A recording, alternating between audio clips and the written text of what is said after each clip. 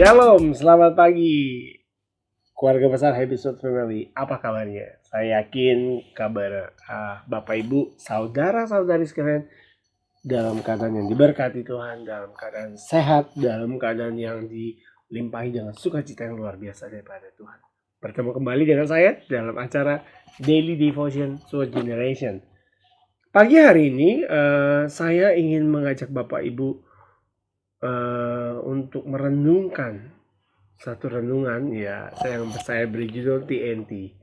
Kebanyakan orang ketika saya bilang TNT yang di otak mereka, waduh bahan peledak nih ya kan, atau kimia senyawa gitu kan. Pagi ini TNT-nya ini berbeda. TNT-nya ini adalah tunduk dan taat. Nah, perikop firman Tuhan saya ambil di Yohanes 2 ayat 1 sampai 11. Perikopnya perkawinan di Kana.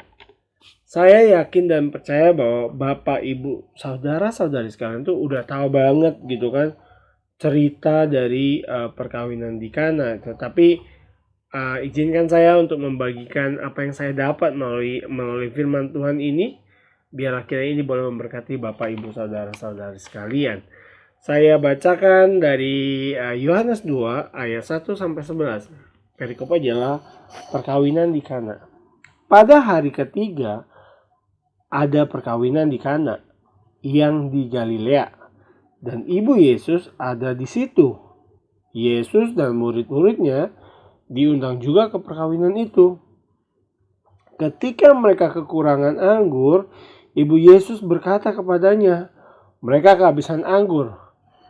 Kata Yesus kepadanya, "Mau apakah engkau daripadaku, ibu? Saatku belum tiba."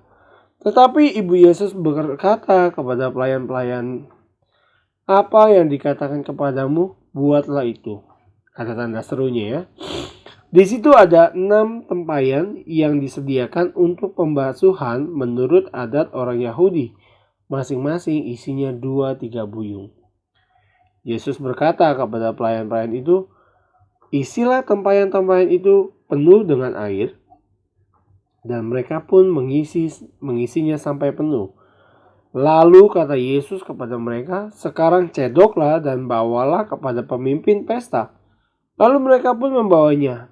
Setelah pemimpin pesta itu mengecap air yang telah menjadi anggur itu, dan ia tidak tahu dari mana datangnya. Tetapi pelayan-pelayan yang mencedok air itu mengetahuinya. Ia memanggil mempelai laki-laki dan berkata kepadanya, "Setiap orang menghidangkan anggur yang baik dahulu, dan sesudah orang puas minum, barulah yang kurang baik. Akan tetapi, engkau menyimpan anggur yang baik sampai sekarang." Hal itu dibuat Yesus di Kana yang di Galilea sebagai yang pertama dari tanda-tandanya, dan dengan itu ia telah menyatakan kemuliaannya dan murid-muridnya percaya kepadanya.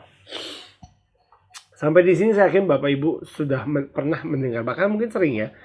Tetapi yang saya poin di sini, ringkasan cerita yang saya buat adalah seperti ini.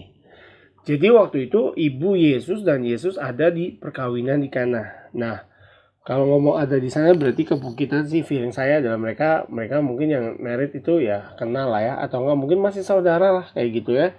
Nah, pada saat itu di ayat 3 itu dibilang, ketika mereka kekurangan anggur, ibu Yesus berkata kepadanya, "Mereka kehabisan anggur." Nah, di sini ada sedikit perspektif.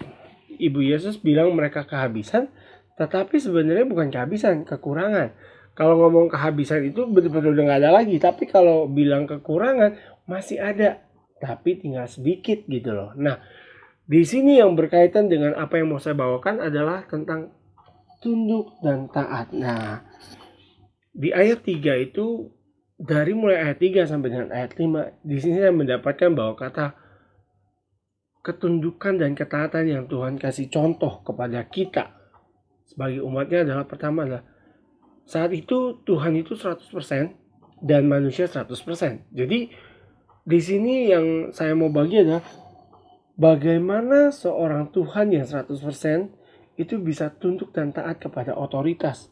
Otoritas siapa? Otoritas Maria sebagai ibunya. Memang kan kita bilang, oh Tuhan itu kan saya itu Tuhan gitu loh. Tapi jangan salah, saya itu juga Tuhan 100% manusia juga. Jadi di sini adalah saya mau mengajak adalah belajarlah untuk yang namanya tunduk dan taat kepada otoritas. Mungkin banyak orang bertanya, loh kenapa masih tunduk sama otoritas? Loh itu kan Tuhan gitu loh. Tapi poinnya adalah saya mau bilang adalah ketika Maria yang saat itu berstatus ibu Yesus, artinya adalah dia mempunyai otoritas yang penuh sebagai seorang ibu. Jadi di sini kita diajarkan untuk kita tunduk dan taat akan otoritas. Ketika kita tunduk dan taat akan otoritas, alhasil itu akan membawa dampak. Dampaknya apa? Ketika Tuhan Yesus, ya istilah kata mau nggak mau dia buat seperti apa yang benar-benar apa yang mau ibunya mau, akhirnya dia buat gitu kan. Nah ketika pelayan-pelayan itu melihat bahwa oh Tuhan ini tunduk loh sama otoritas mamanya gitu kan, jadi ya jadi impactnya adalah oh ya udah saya juga harus tunduk dan taat. Kalau Tuhan aja itu taat, jadi gue mesti taat juga gitu loh. Jadi intinya adalah ketika Tuhan taat dan tunduk akan apa yang Maria minta gitu kan, apa yang Ibu Yesus minta, maka impactnya ke bawah adalah akan ada yang mengikuti ketaatan dan ketundukannya, yaitu siapa? Pelayan-pelayannya gitu, pelayan-pelayannya. Akhirnya Tuhan Yesus suruh ya kan, dia ngikutin. Hasilnya apa? Ketika ketundukan dan ketaatan itu dilakukan, maka itu akan menghasilkan hal yang baik. Contohnya yaitu ketika dicedok ternyata airnya sudah menjadi anggur. Itu adalah mujizat pertama yang Tuhan buat di Kana gitu. Nah, implikasinya apa sih buat kita yang ada sekarang ini lagi? Belajarlah untuk tunduk dan taat akan otoritas. Contoh, kita sebagai karyawan, iya, tunduk dan taat akan otoritas siapa? Pemimpin kita. Kalau mungkin di kantor ya karena kita digaji ya. Jadi ya udah, mungkin kasar-kasar mau nggak mau gitu kan. Tapi kalau kita di bidang pelayanan kita berada di posisi pekerjaan sosial, itu kita harus belajar juga untuk tunduk dan taat akan otoritas. Kenapa? Karena saya percaya bahwa ketika kita belajar tunduk dan taat akan otoritas yang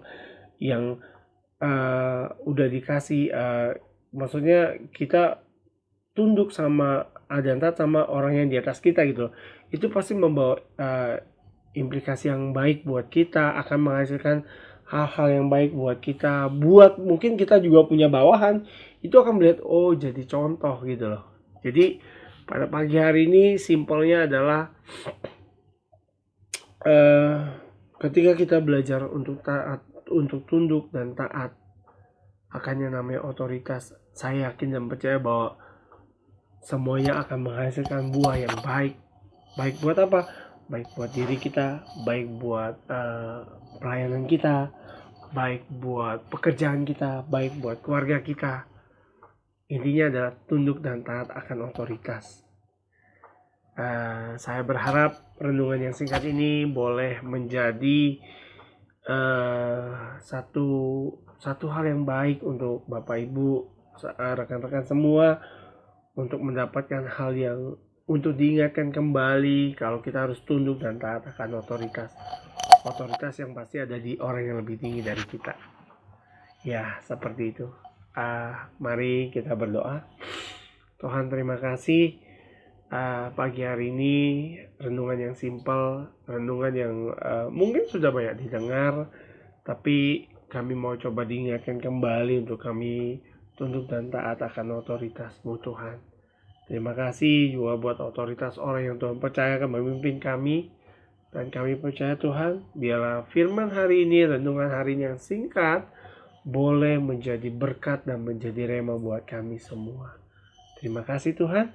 Di dalam nama Tuhan Yesus kami berdoa dan kami mengucap syukur. Haleluya. Amin. Shalom. Tuhan Yesus memberkati.